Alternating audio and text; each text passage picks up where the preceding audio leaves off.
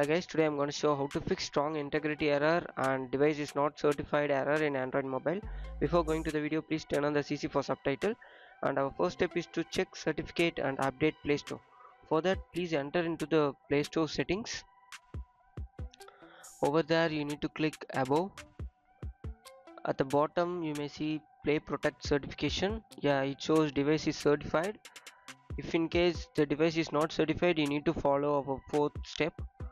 And also please update the Play Store version. Here it shows update Play Store. Just click and update the Play Store version. Yeah, it's up to date. Once it's done, please close it. So a second step is to update the carrier services. So please enter into the Play Store and search for carrier services or Play Store services. If it's updated, it's not an issue. Skip this, please update it.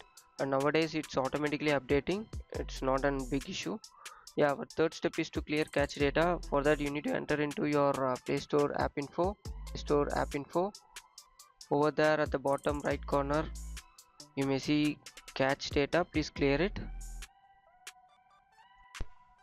So our fourth step is to install device ID and copy GSF ID to check the certification. So for that, you need to install device ID application. Yeah, the first application you need to install in your mobile phone. Once you installed, please open it and it shows GSF ID. Please copy the GSF ID. So please open the browser and then copy the link in the description.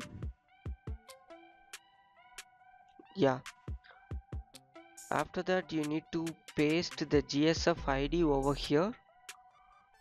Please paste your GSF ID and then accept terms and submit, and wait a few hours, then restart your device and sign in again. If in case the issue is not solved, the only solution is to reset the mobile phone. For that, you need to do the factory reset. So you need to enter into your settings and then about phone, then scroll down, you may see the factory reset. Over here you need to click erase all data, and please make sure you had backed all your storage data.